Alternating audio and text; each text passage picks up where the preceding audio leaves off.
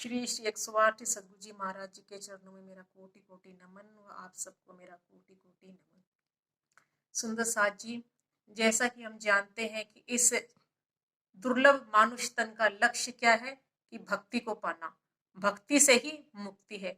जब तक भक्ति चाहे इस जन्म में कर लो चाहे 100 जन्म में कर लो, भक्ति करे बिना हमारे आत्मा को मोक्ष मिलने वाला नहीं है। भक्ति ही हमारा परम लक्ष्य है। तो भक्ति करने के लिए क्या करना चाहिए?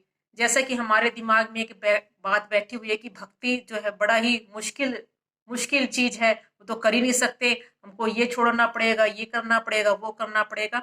तो संत महात्मा बतलाते हैं कि हमें कहीं नहीं जाना, कुछ भी नहीं छोड़ना, दो बातन को याद रख।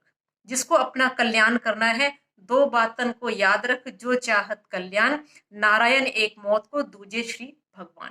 जिसको अपना कल्याण करना है उसे सिर्फ दो बातों का याद रखना है। कहीं घर छोड़ने की जरूरत नहीं, कहीं वन में जाने की जरूरत नहीं, कोई बहुत बड़े बड़े व्रत तीर्थ करने की जरूरत नहीं।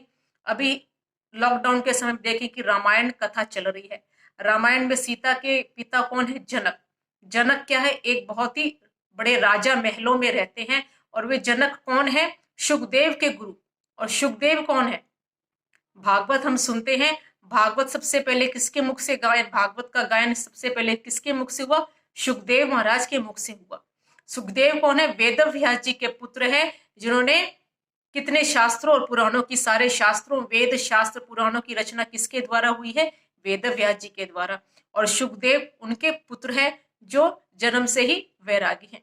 तो एक बार वेद व्यास जी ने अपने पुत्र सुखदेव से कहा कि बेटे, गुरु तो तुम्हें धारण करना पड़ेगा, क्योंकि गुरु बिना तो अपनी आत्मा का कल्याण नहीं है। वही हमारी आत्मा को राह दिखाते हैं, भक्ति की राह बतलाते हैं। तो फिर सुखदेव जी ने पूछा कि भाई पिता, मैं किसको गुरु बनाऊं? तो पिताजी ने कहा तुम राजा जनक को गुरु बनाओ। जो राजा जनक हम देखते हैं कि सीता के पिता हैं, तो कहा राजा जनक को गुरु बनाओ। तो कहा ठीक है। तो पिताजी से आज्ञा लेकर सुखदेव जी महाराज राजा जनक के पास गए, उनके महल में गए। तो महल के बाहर उन्हें रोक लिया गया और पूछा गया कि भाई आपको कहाँ जाना है, किससे मिलना है? तो कहा मैं राजा जनक से मिलना चाहता हूँ। तो उनको बाहर ही इंतजार करने के लिए खड़ा कर दिया गया। राजा जनक को समाचार दिया गया कि आपसे सुखदेव मुनि मिलने आए हैं। तो कहा उनको बाहर ही खड़ा रहने तो, हम कल सुबह मिलेंगे। उसके बाद उन्हें कहा गया कि भाई आप यहीं पर इंतजार कीजिए। तो उसके बाद जब सुबह हुई तब उनको बुलाया गया। तो राजा जनक ये देखना चाहते थे कि गुरु धारण करने की उनकी लगन कितनी है। अगर कोई साधारण सा होता तो कहता कि उन्हें फुर्सत नहीं तो हमें भी कोई फुर्सत नहीं। और या जिसके मन में श्रद्धा ना होती तो वो इंतजार नहीं करता, वो उसी समय वहां से छोड़कर, उस जगह को छोड़कर चला जाता। तो राजा ये जनक देखना चाहते थे कि उनकी लगन कितनी पक्की है। तो जब रात भर उन्होंने इंतजार किया, उसके बाद उनको आने की अनुमति दी गई। महल में प्रवेश किया। तो महल में जैसे ही प्रवेश किया तो सुखदेव मुनि क्या देखते हैं कि यहाँ पर तो महल में तो इतनी चकाचौंध है, कहीं पर नाच हो रहा है, कहीं पर गान हो रहा है, और सुंदर सुंदर महल से, सुंदर सुंदर चीजों से, सुंदर सुंदर वस्तुओं से पूरा महल जगमगा रहा है। तो फिर उनके मन में थोड़ी शंका सी होने लगी कि पिताजी ने मुझे कहाँ भेज दिया, किसको गुरु बनाने के लिए भेज दिया? यहाँ तो पूरे संसार का, माया का ही चारों तरफ विस्तार है, मुझे कहाँ गलत जगह, कहीं गलत जगह तो मैं नहीं आ गया? ऐसा उसके मन में शंका सी उठ रही है। उन्होंने कहा किसी से कुछ नहीं, मन में शंका उठ रही है। उसके बाद उनको भीतर बुलाया गया और वहां पर राजा जनक जो है वो समझ गए कि उसके मन में क्या शंका चल रही है। उसके बाद राजा जनक ने सुखदेव से उनका हालचाल पूछा। उनको विश्राम के लिए उनको भोजन भोजन की थाली जो है परोस दी गई। उनको कहा कि आप बड़े दूर से आए, और मुंह हाथ धोकर भोजन की थाली पर उनको बैठाया गया। तो भोजन की थाली देखी तो कहा भोजन की थाली में भी 56 तरह के भोग। बोला यहाँ तो सिर्फ सुख ऐश्वर्य भोग विलास की सामग्री है, यहाँ पर कौन में कैसा ज्ञान मुझको आत्मा का ज्ञान का, सत्संग का तो यहाँ पर कोई नामो निशान ही नहीं। यहाँ पर कहाँ मैं ज्ञान प्राप्त करने के लिए पिताजी ने मुझको भेज दिया? देखा थाली जो है वो 56 प्रकार के व्यंजनों से सजी हुई है। तो जब भोजन की थाली पर जैसे ही बैठे तो उन्होंने देखा कि थाली भी बहुत सजी हुई है, लेकिन थाली को देखते ही देखते उनका ध्यान गया ऊपर की तरफ। जब ध्यान गया तो देखा कि उनके ऊपर एक पतले से, बिल्कुल पतले से धागे से एक तलवार लटक रही है, खुली नंगी तलवार जो है उनके सर के ऊपर लटक रही है कि थोड़ा सा कोई हवा का झोंका आया, वो धागा टूटा और वो तलवार सीधे उनकी गर्दन पर। तो कभी वो अपना भोजन खा रहे हैं और कभी उनका ध्यान जो है उस तलवार के ऊपर रहा। तो भोजन तो उन्होंने जैसे तैसे किया, 56 प्रकार के व्यंजन जो है वो थाली में सजे हुए थे। तो जैसे तैसे उन्होंने अपना भोजन किया और भोजन करके उठे वहां से। उसके बाद राजा जनक ने पूछा कि भोजन कर लिया? बोला हाँ हाँ ठीक है कर लिया। उसके बाद पूछा कि क्या क्या थाली में परोसा गया था, कितने मीठे थे, कितने खट्टे थे, कितने नमकीन थे, कितना क्या कुछ था, क्या कुछ आपको अच्छा लगा? तो कहा कि मेरा ध्यान तो भोजन पर गया ही नहीं, मैंने तो खा लिया लेकिन मुझे नहीं पता कि मैंने क्या खाया। मेरा ध्यान तो उस नंगी तलवार पर ही था कि कब ये थोड़ा सा हवा का झोंका आया, ये धागा टूटा और तलवार जो है मेरी गर्दन पर। मुझे ये समझ में नहीं आया ये क्या था। तो राजा जनक ने कहा कि तुम्हारे मन में जो शंका उठ रही थी ये उस शंका का हल था। जैसे ही तुम महल में घुसे तो तुम्हें लग रहा था कि राजा जनक तो है वो तो बिल्कुल भोग ऐश्वर्य में लिप्त है, सर से लेकर नीचे तक पैरों तक जो है वो तो भोग विलास सुख ऐश्वर्य में लिप्त है। यहाँ से मुझे कहाँ ज्ञान मिलेगा, ये मैं किस गलत जगह पर आ गया। तो उन्होंने बताया कि जैसे तुम्हारा ध्यान उस तलवार पर, नंगी तलवार पर था, तो तुमको भोजन में कोई स्वाद नहीं आया, इसी प्रकार जो है मेरा ध्यान भी उस मृत्यु की तरफ रहता है, जो कब आ जाए कुछ पता नहीं।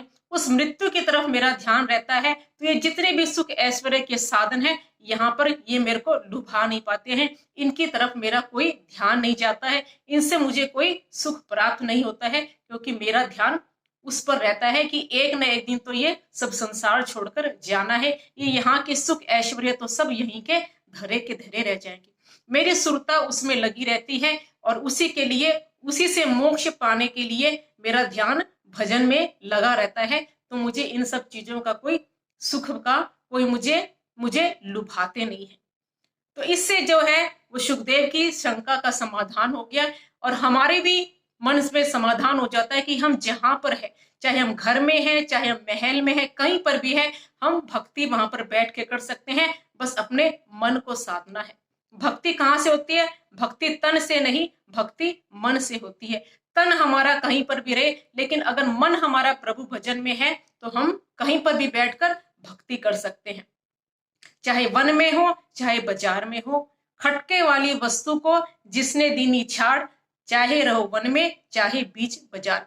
खटके वाली वस्तु यानी कि जो हमारा भ्रम है वो हमारा अगर निकल जाता है, इस संसार का जो, संसार को जो हमने असली मान के जो हमारा भ्रम हमने बिठा रखा है, वो भ्रम अगर दूर हो जाता है तो चाहे हम घर में रहे चाहे वन में रहे उससे कुछ फर्क नहीं पड़ता है। बस हमारा मन जो है वो सच्ची वस्तु में लगना चाहिए। एक तो अपनी मौत को हमेशा याद रखो, एक प्रभु भजन को, प्रभु को याद रखो। बस इन दो बातों को याद रखना है तो कभी हम गलत लाइन में फंसेंगे नहीं, कभी हम भटकेंगे नहीं और हमारी आत्मा को मोक्ष की प्राप्ति हो जाएगी। इसीलिए संत कहते हैं कि याद रखो, चलना आखिर धाम है, झूठा ये संसार है। चलना आखिर धाम है, झूठा ये संसार है। क्यों माया में मूड बना तू, चमत्कार दिन चार है। क्यों माया में मूड बना तू, चमत्कार दिन चार है। तुम चाहे मरने को भूलो, तुमको मौत न भूलेगी, तुमको मौत न भूलेगी। इतना सिर पर भार है, क्यों ना तुम्हें विचार है। इतना सिर पर भार है, क्यों ना तुम्हें विचार है। क्यों माया में मूड बना तू, चमत्कार दिन चार है। क्यों माया में मूड बना तू, चमत्कार दिन चार है। आने वाला जाने की भी टिकट बना के लाता है, टिकट बना के लाता है। आने वाला जाने की भी टिकट बना के लाता है, टिकट बना के लाता है। बस गाड़ी तैयार है, कोई न रिश्तेदार है, बस गाड़ी तैयार है। कोई न रिश्तेदार है, क्यों माया में मूड बना तू, चमत्कार दिन चार है। क्यों माया में मूड बना तू, चमत्कार दिन चार है। कोई न रिश्तेदार है मतलब हम अकेले आए हैं और अकेले ही हमको जाना है, तो अपना रास्ता हमको खुद बनाना है। कोई न साथ आया था और न कोई साथ जाएगा। एक प्रभु का भजन और शुभ कर्म यही हमारे साथ जाएगा। तो जो साथ हमारे जाने वाला है उस वस्तु की तरफ ध्यान दे। कहाँ से आया कहाँ जाएगा, किसी को ये भी पता नहीं, किसी को ये भी पता नहीं। जीते जी परिवार है, आखिर न रिश्तेदार है। जीते जी परिवार है, आखिर न रिश्तेदार है। क्यों माया में मूड बना तू, चमत्कार दिन चार है। क्यों माया में मूड बना तू, चमत्कार दिन चार है। मधुर स्वप्न के महल चिनाए, आंख खुली तो कुछ भी नहीं, आंख खुली तो कुछ भी नहीं। तो हमको क्या करना है, एक बात को समझना है, प्रभु ही प्राण आधार है, वो ही तो दातार है। प्रभु ही प्राण आधार है, वो ही तो दातार है। क्यों माया में मूड बना तू, चमत्कार दिन चार है। क्यों माया में मूड बना तू, चमत्कार दिन चार है। चलना आखिर धाम है, झूठा ये संसार है। क्यों माया में मूड बना तू, चमत्कार दिन चार है। क्यों माया में मूड बना तू, चमत्कार दिन चार है। तो दो बातों को याद रखना है, एक अपनी मौत को और प्रभु वचन। मौत को याद रखना ये नहीं कि कल मरता वो आज मर ले। कई ऐसा भी सोचते हैं कि अगर किसी को बता दिया जाए कि भाई तुमको ये बीमारी है, तुम आज मरने वाले हो, एक हफ्ते बाद मरने वाले हो, तो वो आज ही मरना शुरू हो जाएगा। इसका मतलब हमको डरना नहीं है कि हर समय हम मौत को याद रखे जाए और डर जाए, कल मरते आज ही मर जाए। ऐसा हमको डरना नहीं है, लेकिन उस डर से हमको मुक्त होना है। मुक्त कैसे होंगे, प्रभु भजन से। प्रभु के भजन में मन हमारा लग जाएगा तो वो डर, मौत का जो डर है वो भी हमारा छूट जाएगा।